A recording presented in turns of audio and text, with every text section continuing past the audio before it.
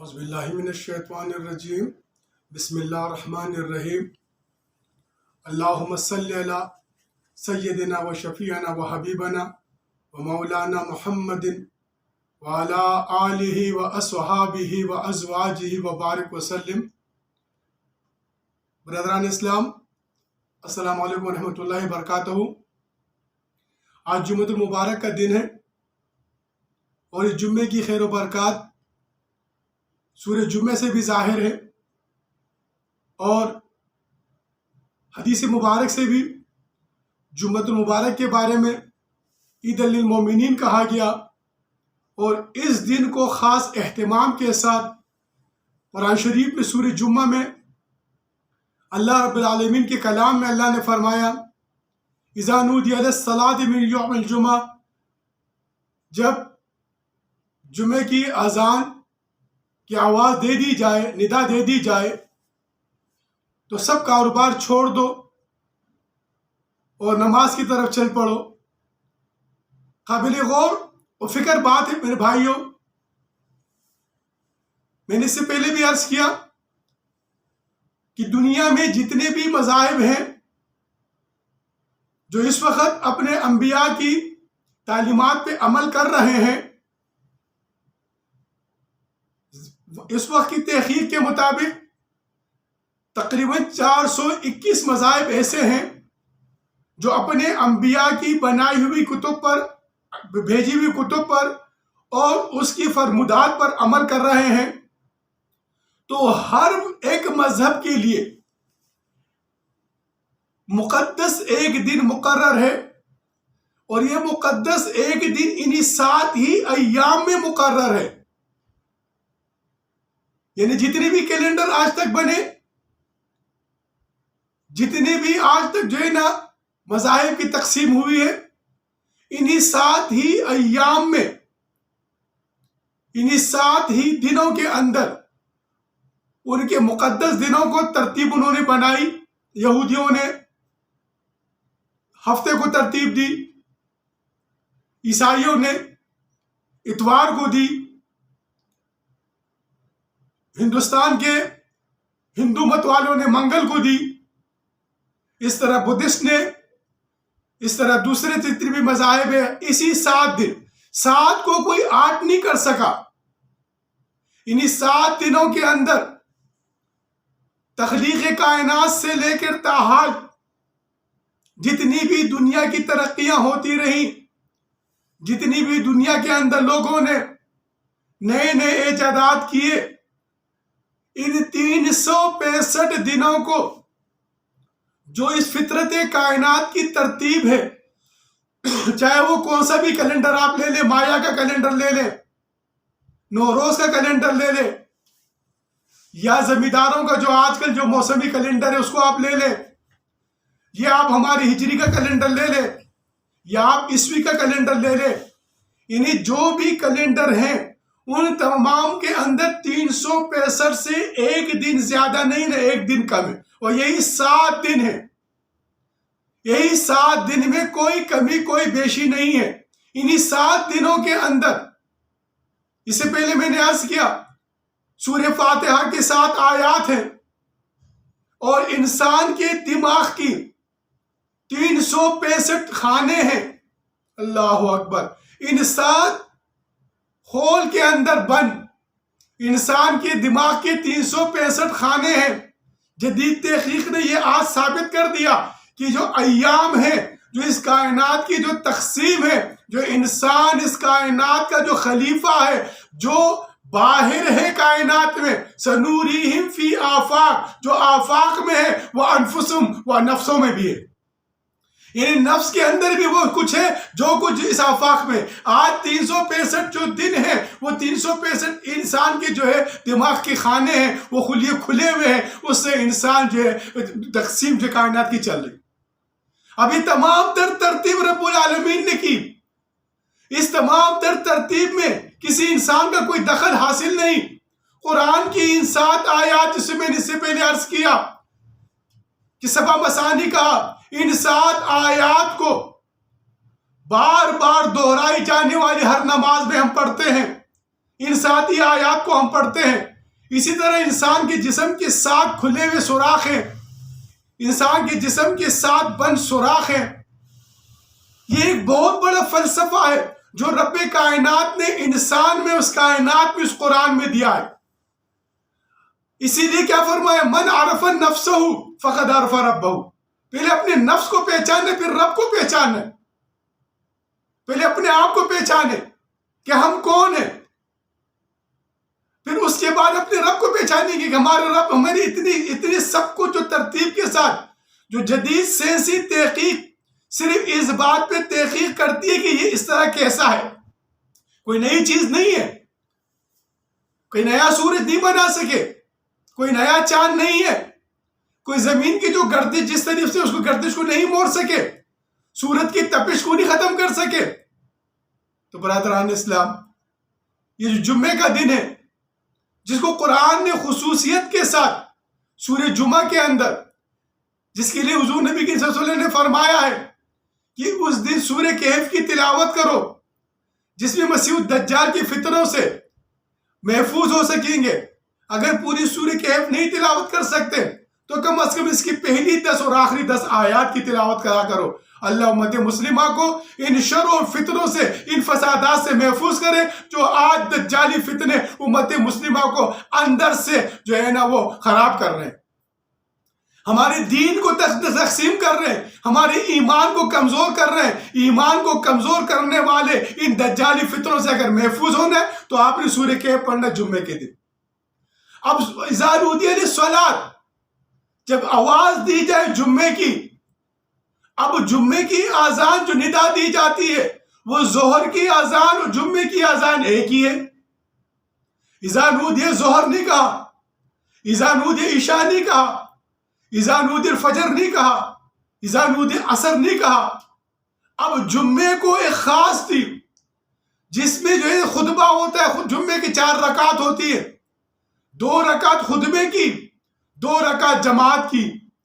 تو میرے بھائیوں، یہ جو میں صرف مختصر سی بات کروں گا جو موجودہ حالات کے اوپر، یہ جو اللہ سورہ جمعہ کے اندر جو ندا دے رہا ہے، جو آپ کو بلا رہا ہے اس راستے کی طرف کہ آپ آؤ، اجتماع کی طرف جمع ہونا ہے۔ آپ نے امت کو تقسیم جو کر دیا گیا ہے، اس امت کو جمع کرنا ہے، کیونکہ جہاں پر جو مرض ہوتا ہے اس مرض کے لیے جو حکومت وقت ہوتی ہے، وہ اس مرض کے علاج کے لیے وہاں پر اگر کسی جگہ پر کوئی وبا پھیل جاتی ہے تو اس وبا کے علاج کے لیے ڈاکٹر سرجن نہیں جاتے، وہ میڈیکل جاتے ہیں۔ اگر کسی جگہ پر کوئی ایسا عمارت گر جاتی ہے، دھماکہ ہو جاتا ہے، تو وہاں پر میڈیکل نہیں جاتے، وہاں سرجن جاتے ہیں۔ تو اسی طرح قرآن نے ان تمام تر امراض کا علاج کیا، اس تمام تر جو روحانی ہے۔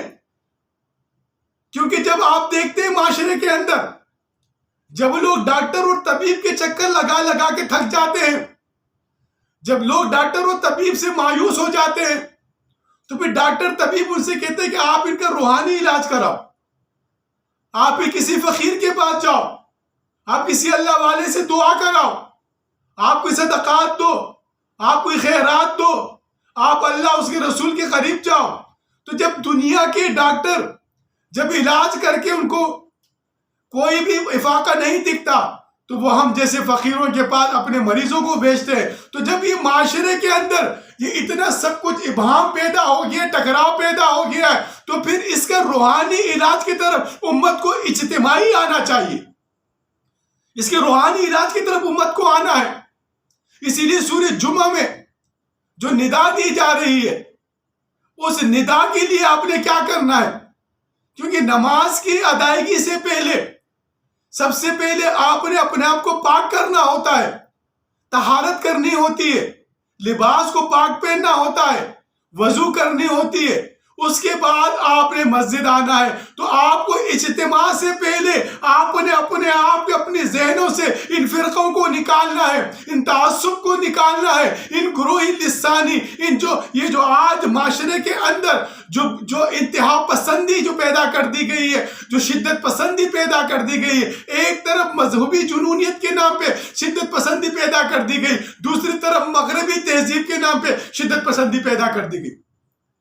ایک طرف ہمارے بعد تکفیر کے نام سے فلانا کافر ہو گیا ہے، ورغلائے جا رہا ہے، کیونکہ یہ جو ہاربیٹ وار ہوتی ہے، یہ جو لڑائی ہوتی ہے، جو ذہنوں سے ٹکرانے کی جو لڑائی ہوتی ہے، اس کے اندر سب سے جو مین ایلیمنٹ ہوتا ہے وہ مذہب کا ہوتا ہے. اور وہ جو مخالف جو لوگ ہوتے ہیں وہ لوگوں کو جذبات میں لا کر، جنونیت میں لا کر، لوگوں کو ورغلا کر ایک دوسرے کے خلاف تکفیر پیدا کر دیتے، چاہے وہ مشرقی، چاہے وہ مذہبی جنونیت ہو، چاہے وہ آج کل جو ہمارے معاشرے کے اندر مغربی جنونیت کا جو ہے نا بھوت سوار ہو گیا ہے. اب ان دونوں جنونیت سے ہٹنا ہے، نکلنا ہے، ایک تیسری راہ کی طرف آنا ہے جو اعتدال کی راہ ہے، جو امت مسلمہ کو حضرت امام مہدی علیہ السلام کے لشکر کے سپاہی بنانا ہے، جو یہ تکفیر کو ختم کرنا ہے. آج کے نوجوان کو جو ان کے ذہنوں کو بالکل اس میڈیا کے ذریعے ورغلا دیا گیا ہے، ایک دوسرے کے خلاف دست و گریبان ہو گئے، ایک دوسرے کے خلاف کھڑا کر دیا گیا، اس کو تحمل کی طرف لے کے جانا ہے. کیونکہ میں نے اس سے پہلے عرض کی 5 اکائیاں ہیں اس معاشرے اس کی اس دلدل سے نکالنے کے لیے. ان 5 اکائیوں کو اس طریقے روحانیت سے ایک ہونا ہے، حضور نبی کریم صلی اللہ علیہ وسلم کے بتائے ہوئے بنائے ہوئے راستے سے ایک ہونا ہے. اس ایک ہو کر اس امت کو ایک منزل کی طرف لے کے چلنا ہے. جب امت نے فیصلہ کیا، جب بر صغیر کے اندر جو غلامی تھی، جو انگریزوں نے ہم پر مسلط کی تھی، مسلمانوں کی حکومت ختم کر کے، پھر جب مسلمانوں کو دوبارہ وہ جو ہندوستان کی غلامی میں دینا چاہتے تھے، قائد اعظم رحمۃ اللہ علیہ نے امت مسلمہ کے اندر ایک جولانی پیدا کی. اس مغربی تہذیب کا پروان چڑھا ہوا وہ بندہ امت مسلمہ کو جو اسلامی تہذیب اس طرف لے کے آیا. اللہ ان کو غریق رحمت کرے، اللہ قائد اعظم رحمۃ اللہ علیہ کے مزار پر اپنے رحمت برکتیں نازل کرے.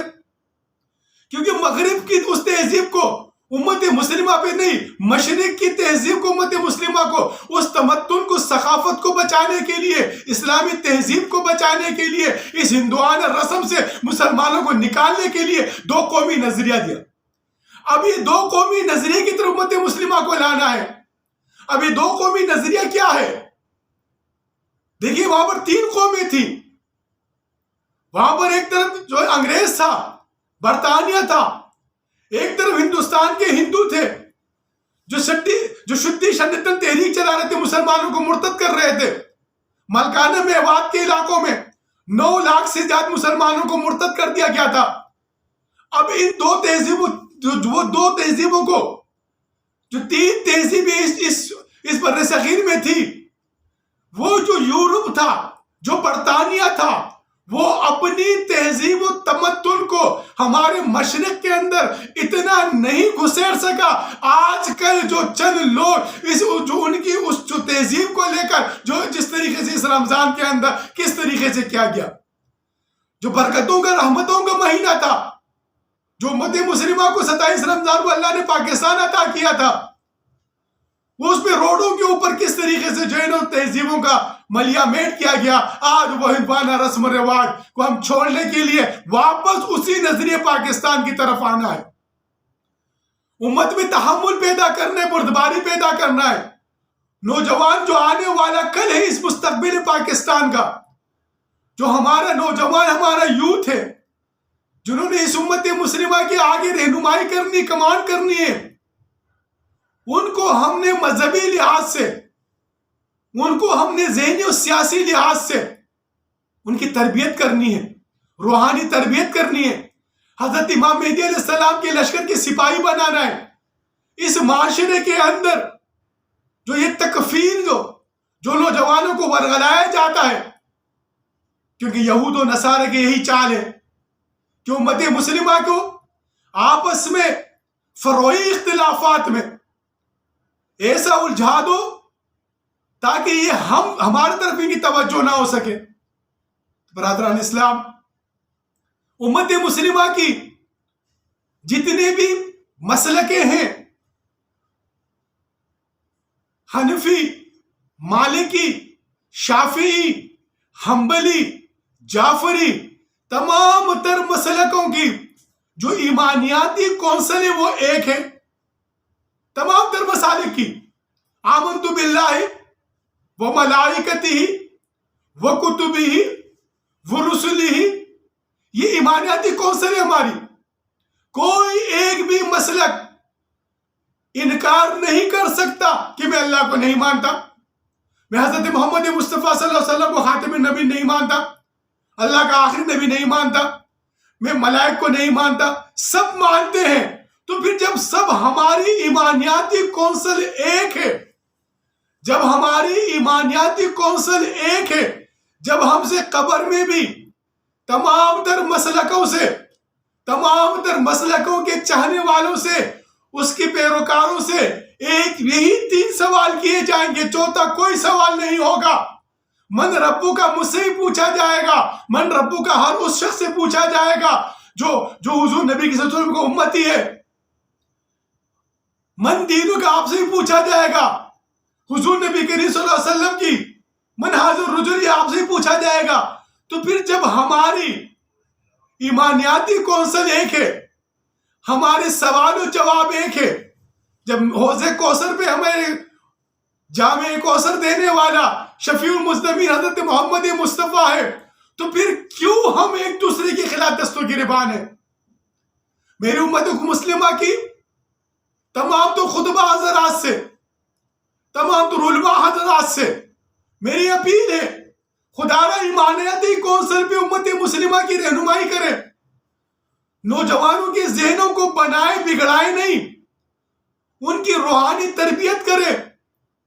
اس روحانی تربیت کے نتیجے میں یہ امت مسلمہ واپس اس زمین کے اوپر اللہ اس کے رسول کی ہم کو قائم کرے گی، کیونکہ انہی نوجوانوں نے، ہر فرد ہے ملت کے مقدر کا ستارہ. آپ سب نے مل کر، ہر فرد نے اکٹھا ہونا ہے، ملت کے مقدر کے ستارہ بننا ہے اور ایک ہو کر امت مسلمہ کو متحد کرنا ہے. تو میری بھائیوں، آج یہ یوم جمعہ جو ہے ہم کو جمع کرنا ہے، تقسیم نہیں کرنا. جو آذان دی جا رہی، آواز دی جا رہی ہے، جو اللہ اکبر کی صدا لگائی جا رہی ہے، جو حی علی الصلاح حی علی الفلاح آپ کو بلایا جا رہا ہے، آپ فلاح کرنا ہے. آپ نے تقسیم نہیں کرنا، امت کو جوڑنا ہے، توڑنا نہیں. تو برادران اسلام، یہ آج جو جمعے کا دن ہے، جس میں آپ نے تجارت بھی کرنی ہے، اس معاشرے کو آپ نے بنانا بھی ہے، کیونکہ ہر مذہب کے اندر جتنے بھی دنیا کے مذاہب ہیں، اس نے اپنے دن کو ایک عبادت سے ہی منسلک کیا ہوا ہے. یہ نئے لوگ ہیں، یہ جو لوگ کرتے ہیں نا ہیپی نیو ایئر، یہ کسی مذہبی نہیں ہے. یہ کسی مذہب کے اندر یہ ہیپی نیو ایئر کا کوئی کنسپٹ نہیں ہے. ان 7 دنوں کے علاوہ 8واں دن کوئی نہیں بنا سکا. ان 365 دنوں کے علاوہ 364 یا 366 دنوں کو کوئی تقسیم نہیں کر سکا. جب رب کی ایک تقسیم ہے، اور پھر رب نے جب انسان کی تخلیق آدم کی، تو اللہ نے اس کو کہا میں اس کو اپنا خلیفہ بنا رہا ہوں. جب اس اللہ کے 7 دنوں کو کوئی تقسیم نہیں کر سکا، تو پھر رب کے نظام کو کیوں تقسیم کرتے ہیں؟ آج آپ یورپ کے پیچھے کیوں پڑے ہوئے؟ آج آپ اقوام متحدہ کے پیچھے کیوں پڑے ہوئے؟ آج ان بتوں کو جو آپ پوج رہے ہیں، جو کعبے میں رکھے ہوئے بت ہیں، جس طرح جو آج جو اقوام متحدہ میں رکھے ہوئے بت ہیں، جو لات و منات جو 5 بڑے ہوئے، آپ ان سب سے امت مسلمہ کو نکالنے کے لیے ان 5 اکائی کو جو امت مسلمہ کی ہے، ان کو ایک بینچ میں آنا پڑے گا. یہ 5 اکائی امت مسلمہ کی، جو پاکستان نے اس امت مسلمہ کی کمان کرنی ہے، جو مسند پہ بیٹھا ہوا منصف ہے، جو منصف ہے، جو جسٹس ہے، جو مسند ہے، صاحب حرم ہے، صاحب منصب ہے، صاحب منصف ہے، صاحب قلم ہے، صاحب علم ہے، ان پانچوں اکائیوں کو ایک کرنے کا یہ اللہ نے قرآن میں اس کو یوم جمعہ کا متحد کرنا، اکٹھا کرنا ہے، اکٹھا کر کے امت مسلمہ کی ایک رہنمائی کرنی ہے، ایک لائے عمل بنانا ہے، امت مسلمہ کو اس جنونیت سے بھی اور اس مغربی تہذیب کے یلغار سے بھی ان دونوں سے نکال کے معتدل اعتدال، کیونکہ امت وسطہ تکون امت وسطہ اس ظاہر اعتدال کی طرف امت مسلمہ کو لانا ہے۔ یہی اس فقیر کا پیغام ہے، یہی جمعہ ہے۔ آج ہم سب نے عہد کرنا ہے، امت مسلمہ نے عہد کرنا ہے، کیونکہ اس ملک کے اندر جس طریقے سے پاکستان کی فوج اور یہ پختون امام مہدی علیہ السلام کی لشکر کے سپاہی ہیں، آج سوشل میڈیا کے ذریعے، آج ہندوستان کی جو ہندوستانی جو میڈیا ہے، جو یہودی میڈیا ہے، وہ ہم دونوں کو آپس میں لڑا رہا ہے۔ اس کو اتحاد کرنا ہے، متحد کرنا ہے، جوڑنا ہے۔ اس جوڑ کے لیے فقیر کا یہی ایک پیغام ہے، الصلاۃ خیر من النوم، جگانا ہے اس قوم کو، اس سوتی ہوئی قوم کو جگانا ہے، ان شہروں کو جگانا ہے اور بتانا ہے کہ وہ شہر پھر جو قدسیوں سے وہ شہر ہوشیار ہو گیا، سنا ہے ہم نے وہ قدسیوں سے، پھر وہ شہر ہوشیار ہوگا۔ آج وہ دوبارہ اٹھنا ہے۔ آپ نے، ہم نے، سب نے مل کر امت مسلمہ کو ایک اتحاد پہ لا کر اس فروعی اختلاف سے، اس تکفیر سے، اس لڑائی سے، اس ٹکراؤ سے امت مسلمہ کو نکال کر یہ پانچوں اکائیوں نے ایک ہو کر امت کو ایک کرنا ہے۔ یاد رکھیے، آنے والی تاریخ، آنے والا کل، تاریخ کسی چیز کو نہیں بھولتی، ٹٹول کے رکھ دیتی ہے، ہر چیز کو کھنگال کے رکھ دیتی ہے، ہر چیز کو نکال دیتی ہے۔ آج آپ جو چھپائیں گے، کل تاریخ آپ کو آپ کے ہر وہ ایپ کو نکال دے گی کہ اس وجہ سے اسلام کو نقصان ہوا، اس وجہ سے پاکستان کو نقصان ہوا، اس نقصان کے یہ ذمہ دار ہے۔ تو آج خدا نے اپنی اولاد کے لیے ایک نمونہ بنی ہے، اپنے اس ملک کے مستقبل کے لیے اسلام کی نشات ثانیہ میں اسلام کے علم بردار بن کر حضور نبی کریم صلی اللہ علیہ وسلم کی اس وعدے تغز الہند کو تکمیل تک پہنچانے کے لیے ہم امت مسلمہ کو متحد کر سکے اور امت مسلمہ کو جو ایمانیاتی کونسل ہے اس طرف لانے کے لیے اس فقیر کی اس کاوش کو، اس کوشش کو تمام در امت مسلمہ سے درخواست ہے عوام تک پہنچائے، اور مخیر حضرات سے اپیل ہے کہ آئیے آگے اس پیغام کو لے کے اٹھ کر ہم جو امت مسلمہ کے اس اتحاد کو لے کر اٹھے، اس ٹکراؤ کو نہیں، اس سازشوں کو، اس کا چھٹکارا حاصل کر کے امت مسلمہ کو ہم ایک کر سکے۔ یہی اس فقیر کا پیغام ہے۔ وما علینا الا البلاغ المبین۔